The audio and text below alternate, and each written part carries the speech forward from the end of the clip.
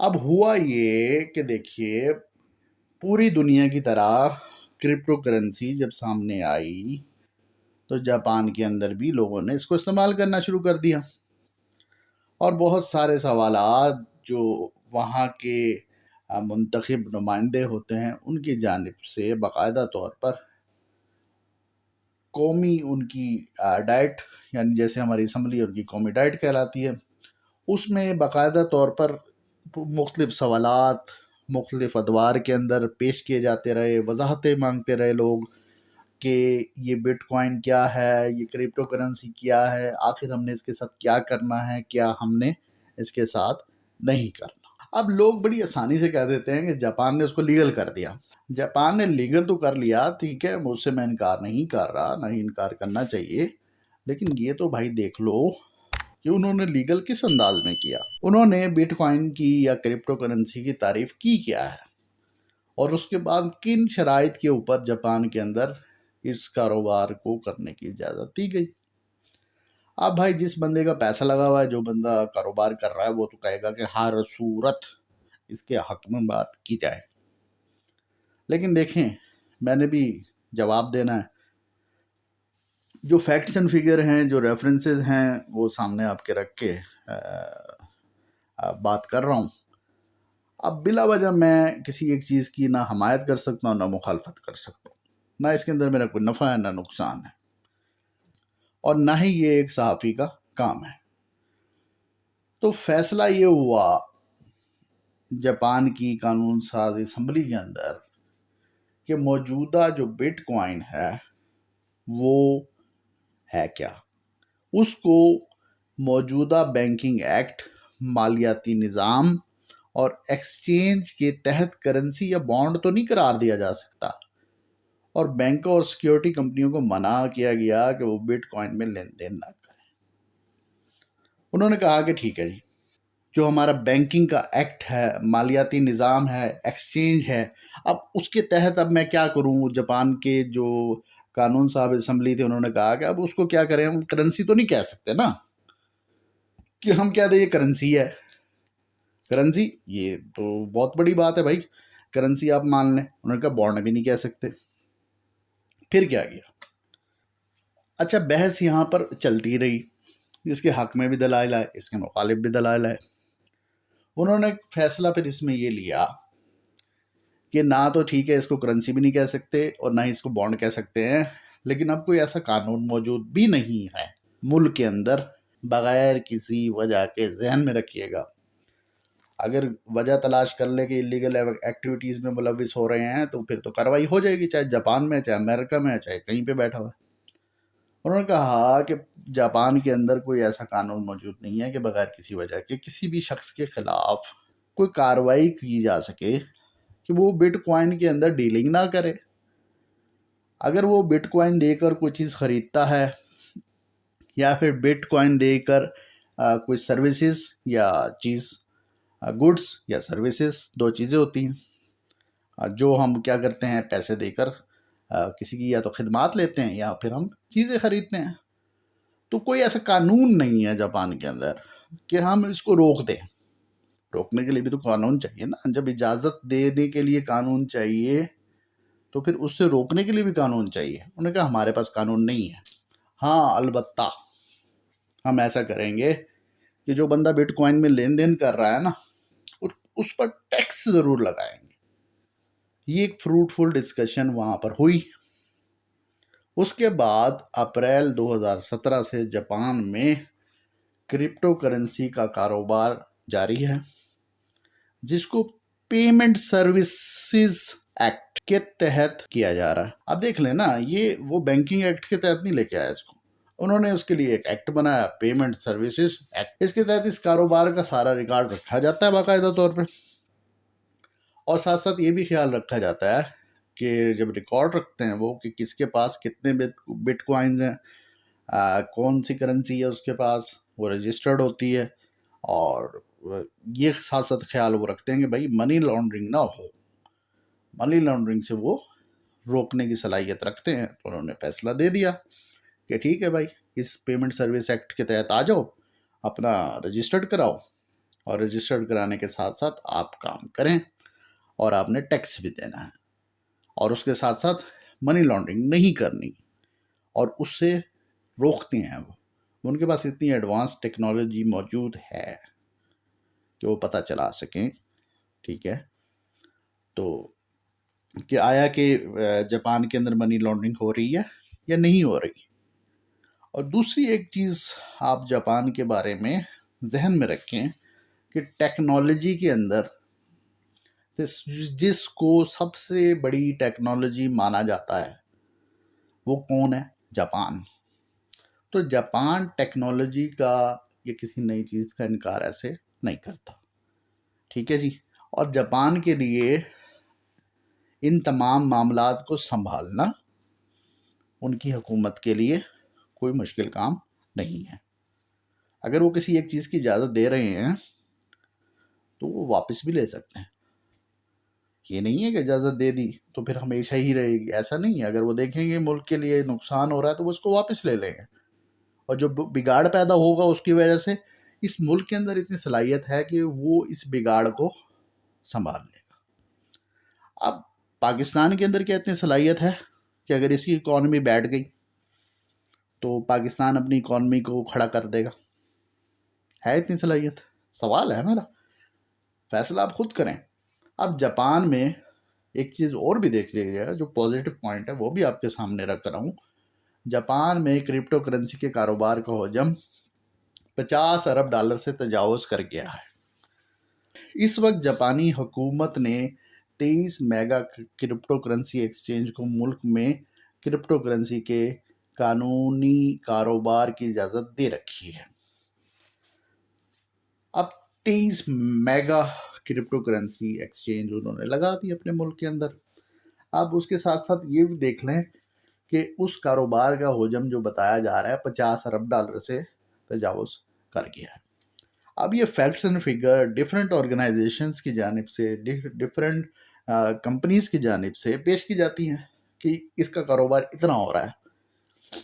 ٹھیک ہے، جو کہ 100% درست نہیں ہوتی. 100% درست ہو ہی نہیں سکتی. کرپٹو کا معنی یہ لیا جاتا ہے کہ چھپی ہوئی چیز. کتنی چیزیں تھرو پراپر چینل جا رہی ہیں وہ ایک الگ بات ہے. جو تھرو پراپر چینل نہیں جا رہی تو پھر اس کا تو پھر آپ نہیں ریکارڈ رکھ سکتے نا. اگر کوئی بندہ کہے کہ میں 100% فگر ٹھیک دے رہا ہوں، ایسا کوئی دعویٰ کرتا بھی نہیں ہے. تو یہ ایک اندازہ ہے کہ $50 ارب کا کاروبار کرپٹو کرنسی میں جاپان میں ہو رہا ہے. جہاں پر یہ کاروبار 40 سے 50 ارب ڈالر کی تجارت ہوتی ہے، وہاں پر سب سے زیادہ تجارت کس کی ہوتی ہے؟ بٹ کوائن کی ہوتی ہے. اب بٹ کوائن کتنے کا ہے؟ پہلے میں قیمت آپ کو بتا چکا ہوں، 28 سے 58 55. جب تک آپ ویڈیوز یہ میری دیکھیں گے تب تک تو یہ اور اوپر نیچے ہوتا رہے گا. تو خیر جاپان نے یہ طریقہ کار اپنایا. انہوں نے کیا سانو کوئی مسئلہ نہیں آئے گا، تسی جو کرنا ہے کرو. ٹھیک ہے جی، طریقہ کار ہے نا. ایک نئی چیز آئی ہے، آپ اس کا انالیسس کریں. ٹھیک ہے، اس کو دیکھیں، پھر اس کو رد کریں. کوئی دوسرا بندہ کہہ دے کہ نہیں یہ خطرناک ہے، اس کی بات مان لیں، اس کو رد کر دیں یا اس کو اپنا لیں. دوسری چیز یہ ہوتی ہے آپ ایکسپیریمنٹ کریں. تو یہ میرے بھائی جو اب تک چل رہے ہیں یہ ایکسپیریمنٹس. ابھی تک فیصلہ پوری دنیا نہیں کر سکی کہ آیا کہ اس کو اپنانا ہے یا نہیں اپنایا. چلو جی، جاپان نے تو کیا جی کہ ٹھیک ہے کوئی مسئلہ نہیں ہے سانو، تسی یہ کرپٹو کرنی ہے یا شرپٹو کرنی ہے، بٹ کوائن لینے نے یا جیڑا مرضی کوائن لینا ہے لے لو، کوئی گال نہیں، کوئی ٹینشن نہیں آئے گی. ٹھیک ہے جی. عوام نے کیا؟ انہوں نے حکومت نے گل مان لائی ہے.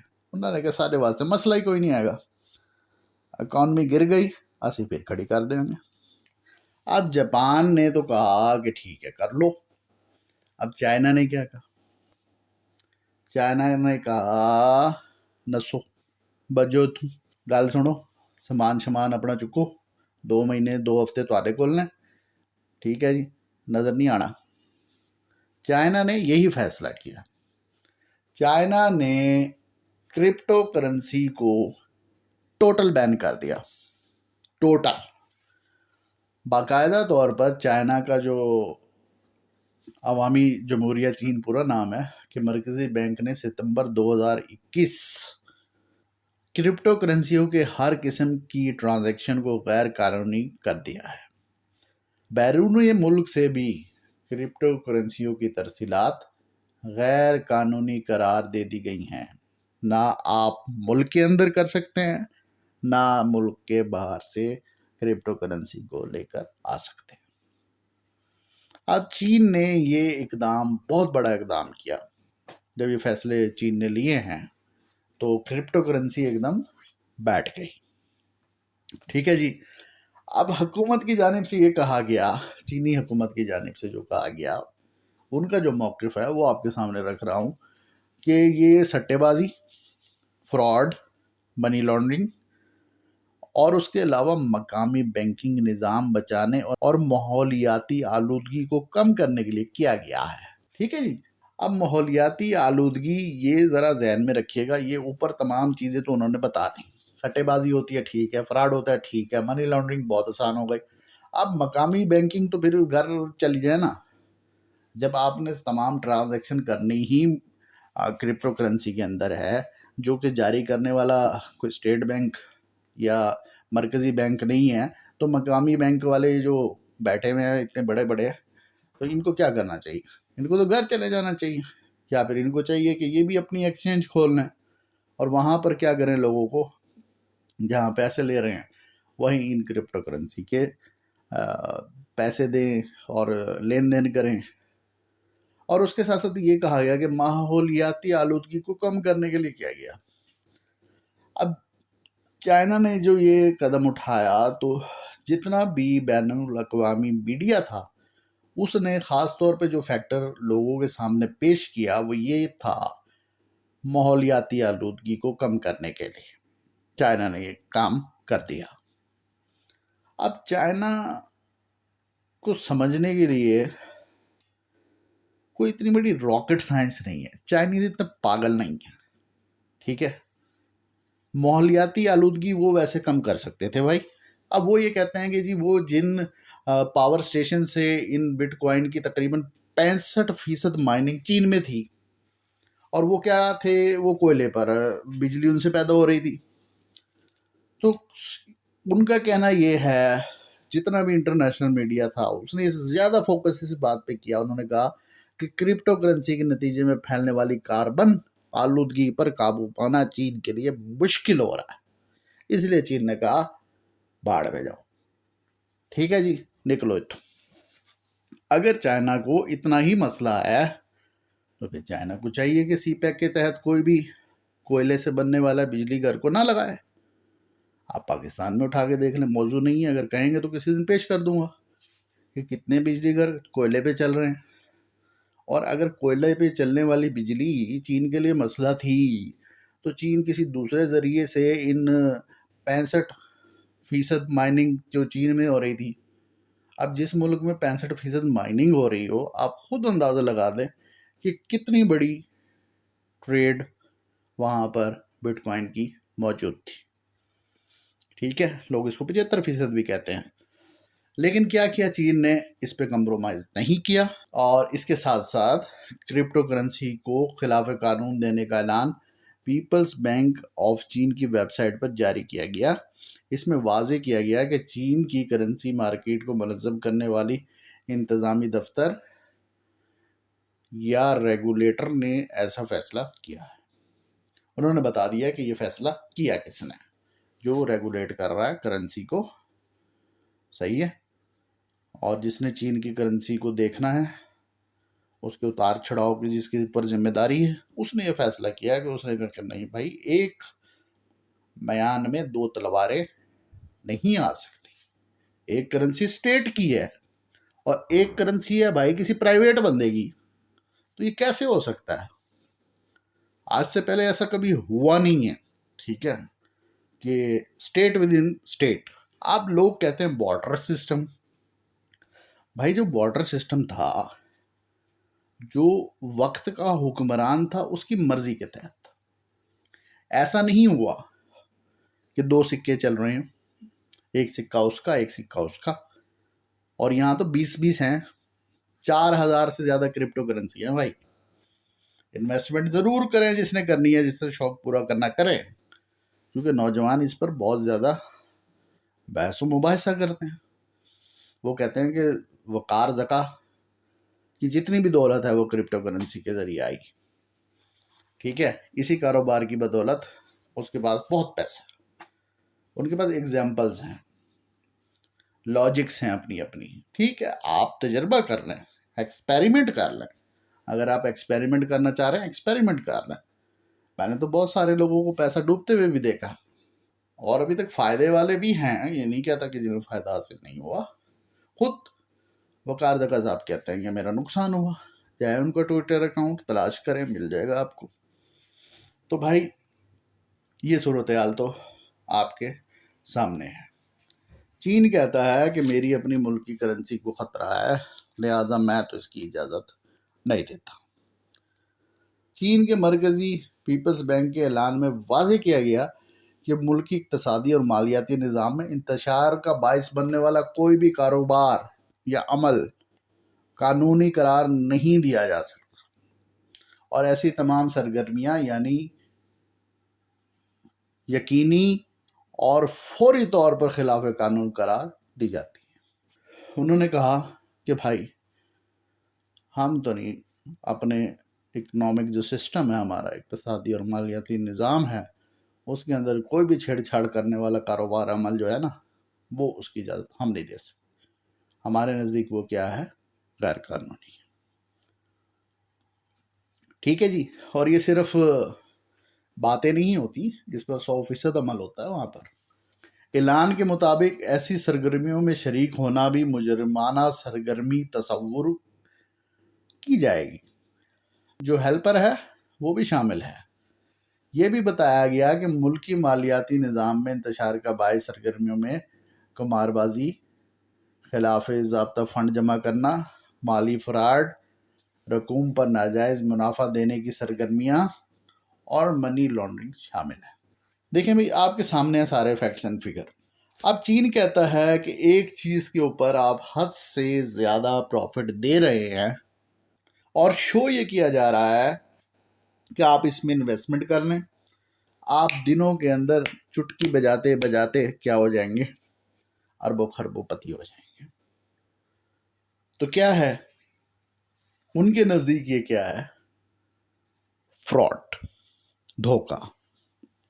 اور وہ یہ کہتے ہیں کہ ہمارے نزدیک یہ سٹے بازی ہے، ہم اس کو تسلیم نہیں کرتے. ہماری قوم کو اس لائن پر مت لگائیں، یہ ہمارے ملک کے لیے فائدہ مند نہیں ہے. خیر، یہ چین کا کہنا ہے. آپ کا کیا کہنا ہے؟ یہ آپ کی مرضی ہے. حکومتی اداروں کے مطابق ایسی ناجائز مالی کارروائیاں ریاست عوام کی سلامتی کے منافی ہیں. اسی تناظر میں حکام نے ورچوئل کرنسیوں کی تجارت کو بھی ملکی قانون کے منافی خیال کیا ہے. انہوں نے کہا کہ بھائی یہ لوگوں کے لیے سیکیورٹی رسک ہے. ایک بندہ بیٹھا ہوا ہے، پتہ چلا میں تو ہو گیا $4 ارب کا مالک. اگلی صبح بھائی اٹھاؤ، پتہ چلا جو تھے وہ بھی چلے گئے. تو کیا ہوگا؟ معاشرے کے اندر انتشار پیدا ہوگا. تو یہ قومی سلامتی اور ریاست کے منافی ہے. انہوں نے اپنی ریزن پیش کی. چینی حکومت نے ملکی مالیاتی اداروں کو ہدایت کی ہے کہ وہ ملکی سرگرمیوں پر کسی قسم کی کرپٹو کرنسی میں لین دین مت کریں، اور جو بھی کوئی کمپنی ایسے کاروبار میں شریک ہے اس کے ساتھ فوری طور پر تجارتی روابط ساخت کر دیے جائیں. ٹھیک ہے جی. اب یہ مالیاتی اداروں کو بھی ہدایت کر دی کہ ختم کر دو ایسے بندوں کے ساتھ روابط بھی جو اس کرپٹو کرنسی کے کاروبار کے اندر ملوث ہیں یا وہ یہ کام کر رہے ہیں. تو بھائی مہربانی کرو ان سے کہو بھائی آپ اپنے گھر جائیں. تو چین نے پہلے سب کو وارننگ دی. وارننگ دینے کے بعد ہی کرپٹو کرنسی نیچے آنا شروع ہو گئی. پھر ایک ٹائم فریم دیا کہ بھائی جس نے یہاں پہ جو کاروبار کیا ہوا ہے نا وہ اپنا پیسہ یہاں سے نکال لے. نکالنے کے بعد جو انہوں نے کہا تھا اس پہ عمل کیا اور باقاعدہ اب اس کو قانون بنا دیا. اب کسی کے اندر اتنی ضرورت نہیں ہے کہ وہ چین کے اندر بیٹھ کر یہ کام کر سکے. تو خیر چائنا اور جاپان 2 کیسز آپ کے سامنے آ گئے. اب فیصلہ کیسے کریں؟ اب 2 ممالک ہمارے سامنے آ گئے، چائنا، جاپان. دیکھیں موازنہ ان ممالک کا کرنا چاہیے جن کا کوئی ٹیکنالوجی میں، فائنانس میں، بینکنگ میں، پیسے میں، ترقی میں کوئی نام تو ہو. آپ موازنہ کر رہے ہیں انڈیا کا، یہاں پر تو پتہ نہیں کتنے لوگ غربت کے مارے سوتے ہیں بھائی، اندازہ کر لیں آپ. تو موازنہ بھی کسی اچھے لوگوں کا آپس میں کرنا چاہیے. ٹھیک ہے جی، پڑوسی ملک ہے ہمارا. اب چائنا نے کہا کہ بھائی میں تو اجازت نہیں دیتا. ادھر سے جاپان نے کہا کہ ٹھیک ہے جی کر لو، ایکسپیریمنٹ کر لیتے ہیں. پہلے تو بھائی یہ دیکھیں، یہ چائنا کے صدر جو ہے رائٹ سائڈ پہ ہیں اور جو لیفٹ سائڈ پر ہیں وہ جاپان کے پریزیڈنٹ ہیں. تو یہ دونوں جو ممالک ہیں ایک دوسرے کے بہت بڑے دشمن بھی رہے اور اب جو ہے تجارتی لحاظ سے ایک دوسرے کے بہت قریب بھی ہیں. اب یہ کوئی لڑائی جھگڑا ایک دوسرے سے نہیں کرتے. تصویر کے نیچے آپ کو میپ نظر آ رہا ہے. یہ جو اتنا بڑا چائنا لکھا ہوا ہے نا، یہ چین ہے. اور دوسری طرف جو آپ کو ریڈ کلر میں، دونوں کا کلر ریڈ ہی ہے، ٹھیک ہے نا. تو کمیونزم اب نہیں چھیڑنا چاہ رہا میں یہاں پہ. تو اب ریڈ ہے دونوں کا کلر. تو جاپان بھی آپ کو نظر آ رہا ہے. یہ جو چھوٹے سے جزائر بنے ہوئے ہیں نا، یہ جاپان ہے، ڈریگن بن رہا ہے. اور چائنا جو میپ دیکھیں تو چائنا آپ کو نظر آ رہا ہے ایک بڑا سا ڈریگن بن رہا ہے، یہ چائنا ہے. چائنا جو جاپان سے ہے نا تقریباً 25 گنا بڑا ہے. 25 گنا، 25 ٹائمز. خود اندازہ کر لیں، یعنی ایک چائنا کے اندر سے 25 جاپان نکلیں گے. آبادی کے لحاظ سے نہیں کہہ رہا میں، رقبے کے لحاظ سے کہہ رہا ہوں. ٹھیک ہے جی. تو بھائی اس کے پاس اتنی بڑی لینڈ ہے، ان کے پاس اتنی چھوٹی لینڈ ہے. صحیح. آپ کہیں گے لینڈ سے کیا ہوتا ہے، چلیں ٹھیک ہے بھائی، مرضی ہے آپ کی بھائی. نقشے کی مدد سے صرف آپ دیکھ لیں. آپ ان کی پاپولیشن دیکھیں. پاپولیشن ان کی جو بھائی میرے بن رہی ہے چائنا کی. چائنا کیا نمبر 1 کنٹری ہے پاپولیشن کے لحاظ سے پوری دنیا میں، 1.4 بلین. اور دوسری جانب جو ہے تو یہ 126.8 ملین. 104 بلین اور 126.8 ملین میں فرق دیکھ لیجئے کہ 1 بلین کے اندر 1000 ملین ہوتے ہیں. 1 بلین کتنے ملین کے برابر ہے؟ 1000. ٹھیک ہے جی. اور 1 ملین کے اندر کتنے لاکھ ہوتے ہیں؟ 10 لاکھ ہوتے ہیں. تو خیر یہ سٹیٹس آپ کے سامنے. اب چائنا کی جو ذمہ داری ہے اس نے 1.4 بلین لوگوں کو سنبھالنا ہے، جبکہ جاپان نے کتنے لوگوں کو سنبھالنا ہے؟ 126.8 ملین لوگوں کو اس نے دیکھنا ہے. اور رقبے کے لحاظ سے ادھر تو میں نے بتا دیا، ادھر میں نے لکھ بھی دیا. جاپان کا اور چائنا کا آپ کے سامنے رقبہ جھنڈے کے نیچے دیکھ لیجئے. اب یہ کتنا بن رہا ہے؟ 95,96,960 مربع کلومیٹر. اور جاپان کا رقبہ کتنا بھائی؟ 3,77,915 مربع کلومیٹر. ٹھیک ہے جی. یہ دونوں ملکوں کا موازنہ دیکھ لیجئے. جی ڈی پی کتنا ہے چائنا کا؟ یعنی ایک ملک نے ایک سال میں سروسز اور گڈز ٹوٹل کتنی اس نے کمایا. اب گڈز اور سروسز کی مد میں، چیزوں اور سروسز کی مد میں چائنا کتنا کما رہا ہے؟ 13.6 ٹریلین. جبکہ جاپان کی کتنی آمدنی ہے؟ 5 ٹریلین. جی ڈی پی بھائی کس کا زیادہ ہے؟ چائنا کا زیادہ ہے. جاپان کا جی ڈی پی کم ہے. وہ ٹھیک ہے، ان کا رقبہ کم ہے، ان کی آبادی کم ہے، لیکن اس کے ساتھ ساتھ 5 سال کی میں نے ایوریج گروتھ آپ کے سامنے رکھ دی. چائنا اس ٹائم جو اس کی جی ڈی پی، یعنی اس کا جی ڈی پی ایک سٹینڈرڈ ہے جس کی مدد سے ہمیں پتہ چلتا ہے کہ ایک ملک ترقی کتنی کر رہا ہے. اس کا ترقی کا جو ہم موازنہ کرتے ہیں وہ ملک کے اندر پیداوار اور سروسز، ٹھیک ہے، دونوں آ جاتی ہیں. سروسز کی اگزامپل بہت ساری ہے، ڈاکٹر کی سروسز ہوتی ہیں، دیگر سروسز ہوتی ہیں، ٹھیک ہے، خدمات آپ کے سامنے، سروسز کا صحیح ترجمہ خدمات ہو جائے گا. تو 5 سال کے اندر جو ایوریج اس کی چائنا کی جی ڈی پی کی جو گروتھ ہے وہ 6.9% ہے، جبکہ جاپان کی کتنی پرسنٹ ہے؟ 1%. اب اسی جی ڈی پی کو پر کیپٹا ہر شخص پہ ڈیوائیڈ کر دیں ہم، تو یہ 9.8 کے سے مراد ہوتا ہے 1000 آتا ہے. جبکہ جاپان کا اسی کو ڈیوائیڈ، جب جی ڈی پی کو ہر فرد کے اوپر ٹوٹل ان کی آبادی پر ڈیوائیڈ کر دیں گے تو اس کے اندر کیا ہے؟ 39 کے ڈالر. اب یہ آپ کے سامنے دیکھیں کہ اس لحاظ سے جو جب اس کو آپ آبادی پر ڈیوائیڈ کرتے ہیں تو جاپان اس لحاظ سے آگے ہے کہ وہاں پر کیا ہے کہ G D P per capita, یعنی آپ نے آبادی پہ جب تقسیم کیا تو کتنا کیا نکلا؟ جاپان کا زیادہ نکلا. اور جی ڈی پی کیا ہے؟ وہ معیار ہے جس سے پتہ چلتا ہے کہ ایک ملک کتنی تیزی سے ترقی کر رہا ہے. اب اس کے ساتھ ساتھ جی ڈی پی، اب جی ڈی پی کی بھائی اردو نہ کراؤ تو بہتر ہے. تو پر کیپٹا گروتھ اگر آپ اس کو دیکھ لیں تو بھائی چائنا 6.8% ہے، یعنی ایک شخص جی ڈی پی کے اندر کتنی پرسنٹ جو اس کی گروتھ ہے وہ 6.8% گروتھ میں کتنا حصہ ڈال رہا ہے، جبکہ جاپان میں 0.99% ہے. یہاں سے یہ ظاہر ہو رہا ہے کہ کون سا ملک آگے نکلے گا. وہ یہ سٹیٹس ہیں کہ میں کہوں کہ نہیں جاپان نکل جائے گا، آپ کہیں گے نہیں چائنا نکل جائے گا، آپ کہیں گے نہیں جاپان نے تو اب کرپٹو کرنسی میں بزنس شروع کر دیا ہے، اس نے تو نکلنا ہی نکلنا ہے. تو یہ آپ کا خیال ہے، ٹھیک ہے، خیال اس کی اہمیت اتنی ہوتی ہے کہ آپ کی حد تک، ٹھیک ہے، وہ دوسرے پہ لاگو نہیں ہوتا. یہ ریفرنس ہے، یہ سٹیٹس ہیں. سٹیٹس کہاں سے لیے؟ ریفرنسز باقاعدہ طور پر یہ موجود ہیں، جن کو آپ جائیں تلاش کریں آپ کو مل جائیں گے. ڈیفرنٹ آرگنائزیشنز ہیں جو یہ میئر کرتی ہیں اور سامنے رکھتی ہیں دنیا کے.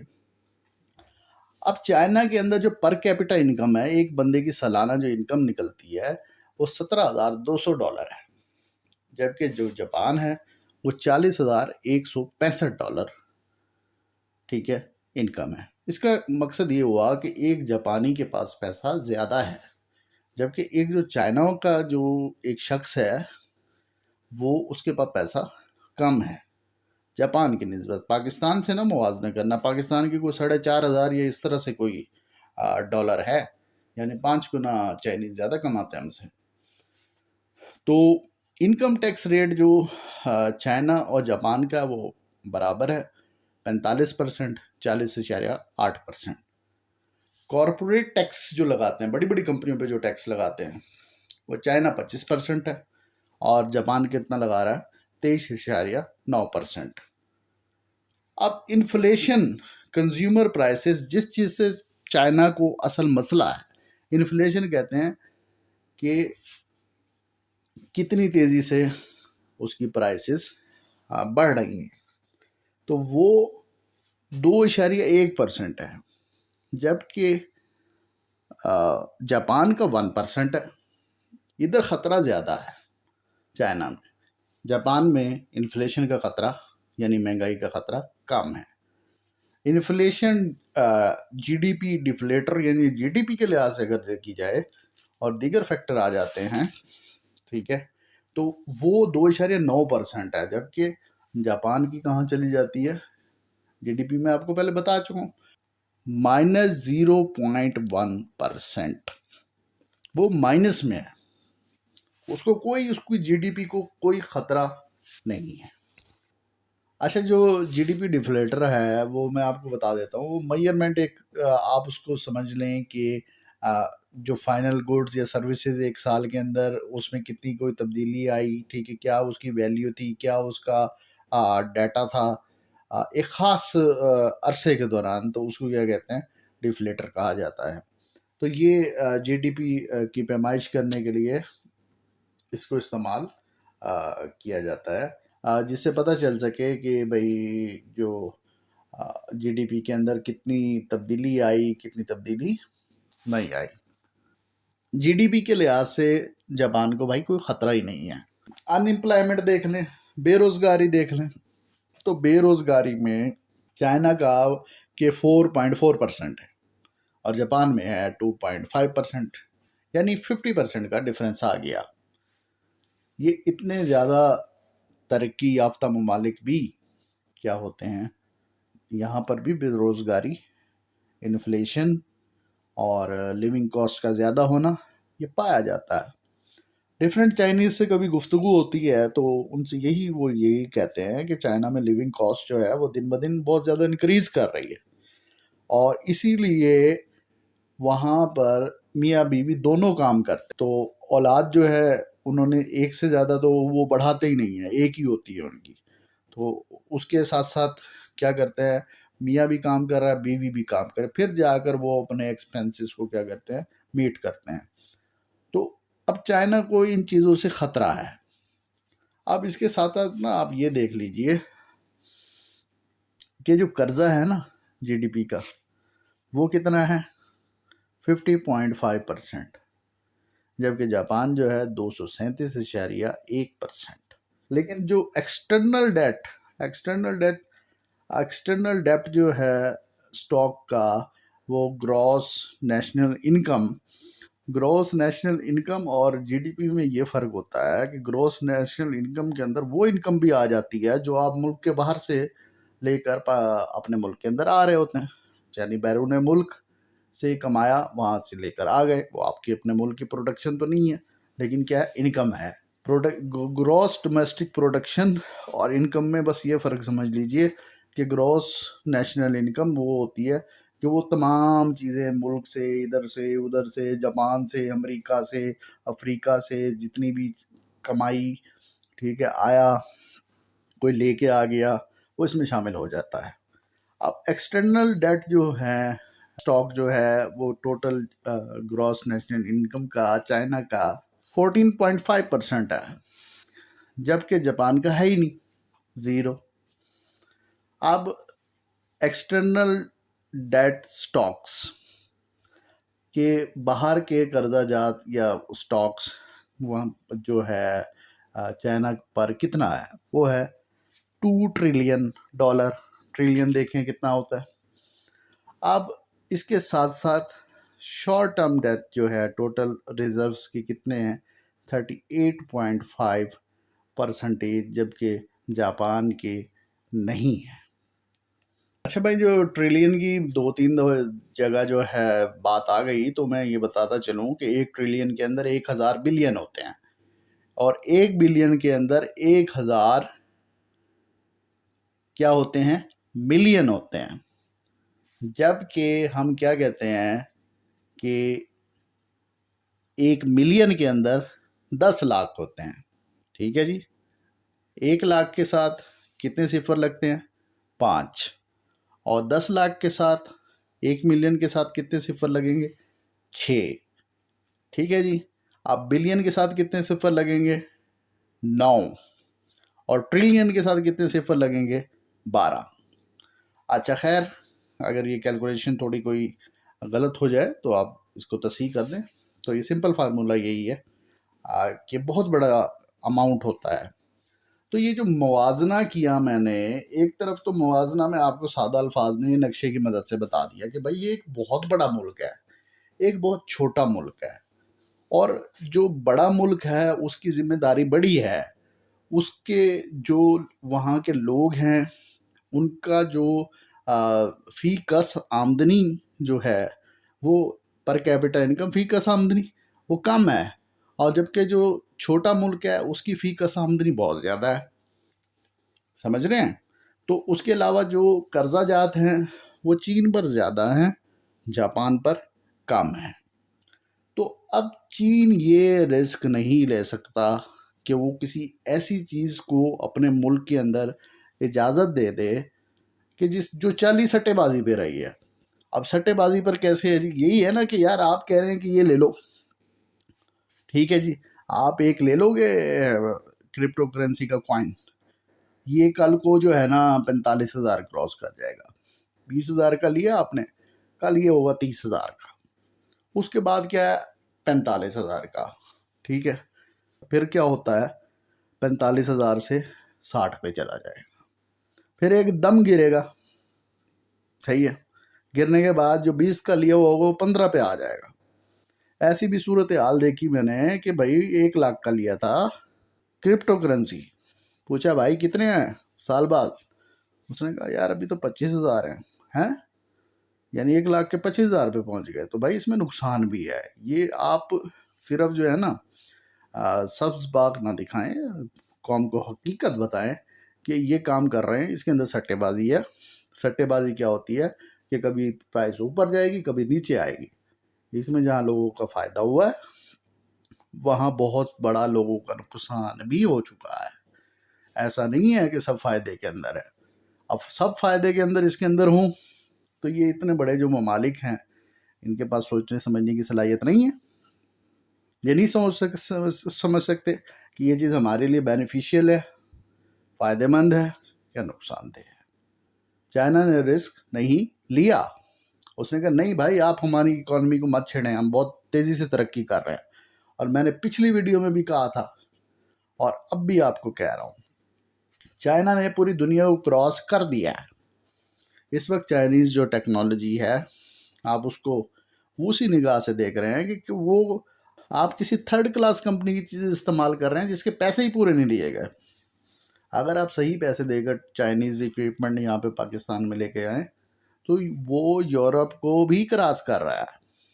جو لوگ اس فیلڈ سے ریلیٹڈ ہیں وہ میری بات کو ڈینائل نہیں کر سکتے کہ چائنا اس وقت پوری دنیا کو کراس مار رہا ہے ہر فیلڈ کے اندر۔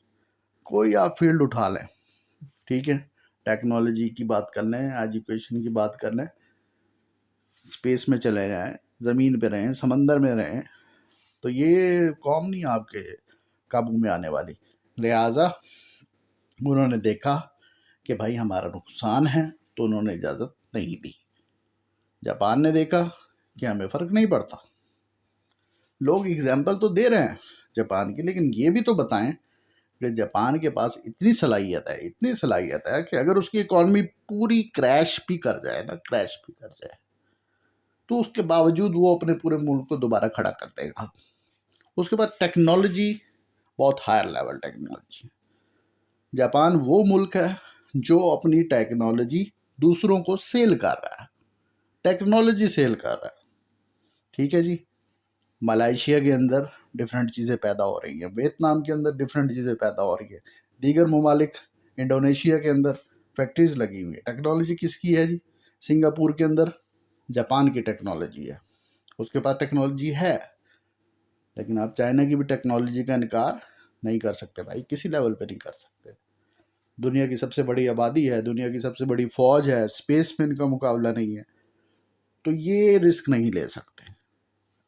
تو دیکھیں ہر ملک نے اپنے زمینی حقائق کے مطابق فیصلہ کرنا ہے، تو اس پہ ایک ڈیبیٹ کریں آپ، ایک فروٹفل ڈیبیٹ ہونی چاہیے، اس ڈیبیٹ کے بعد جس نتیجے پر پہنچتے ہیں، ٹھیک ہے، تو وہ فیصلہ کر لیں کہ اس کا کیا کیا جائے۔